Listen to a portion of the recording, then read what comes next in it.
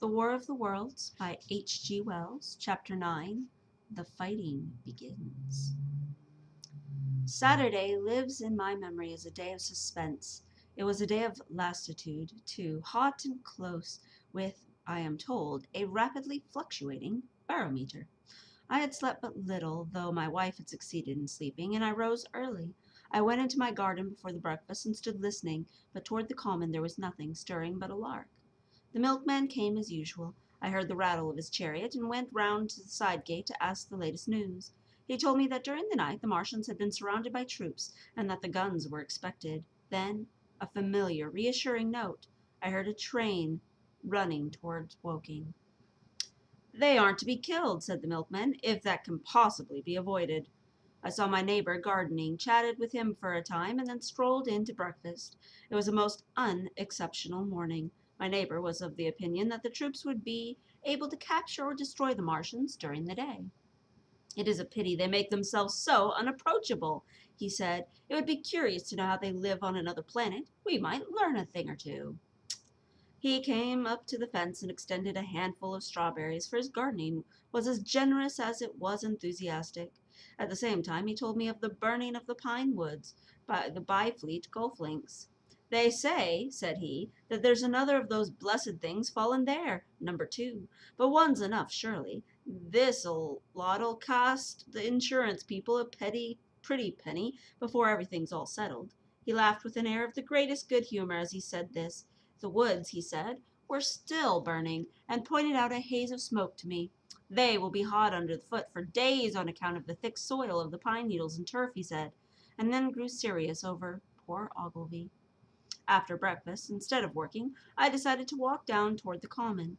Under the railway bridge I found a group of soldiers, sappers I think, men in small round caps, dirty red jackets unbuttoned, and showing their blue shirts, dark trousers, and boots coming to the calf.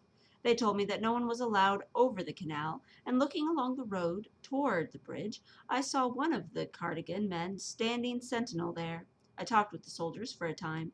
I told them of my sight of the Martians on the previous evening. None of them had ever seen the Martians, and they had but the vaguest ideas of them, so that they plied me with questions. They said that they did not know who had authorized movements of the troops. Their idea was that a dispute had arisen at the House Guards. The ordinary sapper is a great deal better educated than a common soldier, and they discussed the peculiar conditions of the possible fight with some acuteness. I described the heat ray to them, and they began to argue among themselves. "Crawl up and under cover and rush 'em, I say," said one. "Get out," said another. "What's cover against this here heat? Sticks to cook yer. What we gotta do is go near as the ground'll let us, and then drive a trench." "Blow your trenches! You always want trenches. You ought to have been a rabbit, Snipey." "Ain't they got any necks then?" asked a third abruptly, a little contemplative, dark man smoking a pipe. I repeated my description. "Octopuses," he said. "That's what I calls 'em. Talk about fish as a men. Fight as a fish it is this time." "I ain't no murder-killing beast like that," said the first speaker. "Why not shell the darn things and spite off and finish 'em," said the little dark man. "You can tell them what they might do." "Where's your shells?" said the first speaker. "There ain't no time. Do it in a rush, that's my tip, and do it all at once." So they discussed it. After a while I left them and went on to the railway station to get as many morning papers as I could. But I was still not wearied. The reader with the description of that long morning and of the longer afternoon. I did not succeed in getting a glimpse of the common, for even Horsell and Chobham Church towers were in the hands of military authorities. The soldiers I addressed didn't know anything, and the officers were mysterious as well as busy. I found people in the town quite secure again in the presence of the military, and I heard for the first time from Marshall, the tobacconist, that his son was among the dead at the common. The soldiers had made the people on the outskirts of Horsell lock up and leave their houses. I got back to lunch about 2, very tired, for as I have said, the day was extremely hot and dull, and in order to refresh myself I took a cold bath in the afternoon. About half past the hour I went up the railway station to get an evening paper, for the morning papers had contained only very inaccurate descriptions of the killings of Stent, Henderson, Ogilvy, and the others. But there was little I didn't know. The Martians did not show an inch of themselves. They seemed busy in their pit, and there was the sound of hammering and an almost continuous streamer of smoke. Apparently, they were busy getting ready for a struggle. Fresh attempts have been made to signal, but without success, was the stereotyped formula of all the papers. A sapper told me it was done by a man in a ditch with a flag with a long pole. The Martians took as much notice of such advances as we would of the lowing of a cow. I must confess the sight of all this armament, all this preparation greatly excited me. My imagination became belligerent and affected by the invaders in a dozen striking ways. Something of my schoolboy dreams of battles and heroism came back. It hardly seemed fair a fight to me at the time. They seemed very helpless in that pit of theirs. About 3 o'clock there began to be the thud of a gun at measured intervals from Chertsey to Addlestone. I learned that the smouldering pine wood into the second cylinder had fallen, was being shelled in the hope of destroying that object before it could open. It was only about 5, however, that the field gun reached Chobham for use against this body of Martians. About 6 in the evening, as I sat at tea with my wife in the summer house, talking vigorously about the battle that was lowering upon us, I heard a muffled detonation from the common, and immediately after a gust of firing. Close on the heels of that came a violent, rattling crash, quite close to us, and that shook the ground and started out upon the lawn. I saw the tops of the trees about the Oriental College burst into a smoky red flame, and the tower of the little church beside it slid down into ruin. The pinnacle of the mosque had vanished, and the roof line of the college itself looked as if it had 100-ton gun that had been worked upon it. One of our own chimneys cracked as if a shot had hit it, flew, and a piece of it came clattering down the tiles and made a heap of the broken red fragments upon the flower bed by my study window.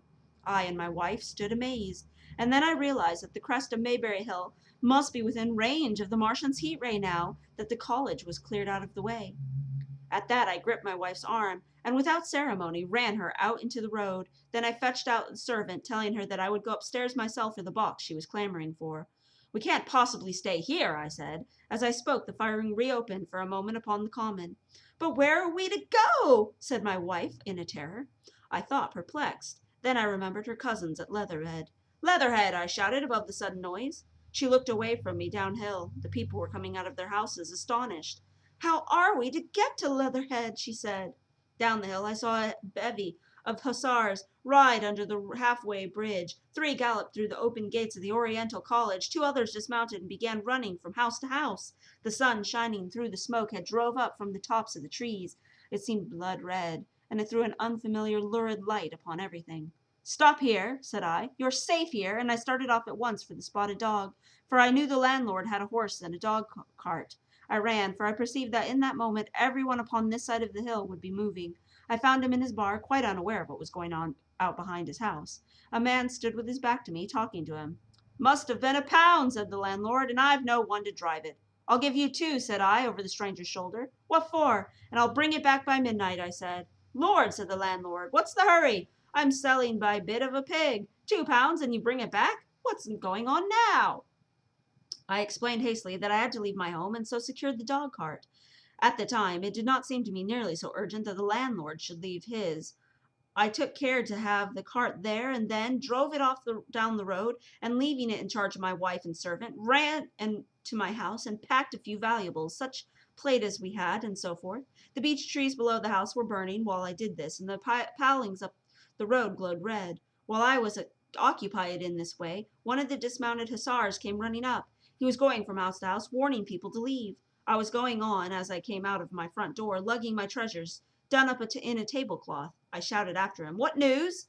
He turned, stared, bawled something about crawling out in a thing like a dish cover, and ran off at the gate of the House of the Crest. A sudden whirl of black smoke driving across the road hid him for a moment. I ran to my neighbor's door and rapped to satisfy myself of what I already knew, that his wife had gone to London with him, and had locked up their house. I went in again, according to my promise, to get my servant's box, lugged it out, clapped it beside her on the tail of the dog cart, and then caught the reins, and we jumped up into the driver's seat beside my wife. In another moment we were clear of the smoke and the noise, and spanking down the opposite slope of Maybury Hill toward Old Woking. In the front was a quiet, sunny landscape, a wheat field ahead on either side of the road, the Maybury Inn with its swinging sign. I saw the doctor's cart ahead of me, and at the bottom of the hill I turned my head to look at the hillside I was leaving. Thick streamers of black smoke shot with threads of red fire that were driving up the still air, throwing dark shadows upon the green treetops eastward. The smoke already extended far away to the east and west, and the Byfleet pine woods eastward, and to Woking on the west. The road was dotted with people running toward us, and the very faint now but very distant through the hot, quiet air, one heard the whir of a machine gun that was presently stilled, and an intermediate cracking of rifles. Apparently the Martians were setting fire to everything within range of their heat ray. I am not an expert driver, and I had immediately to turn my attention to the horse. When I looked back again, the second hill had been hidden in black smoke.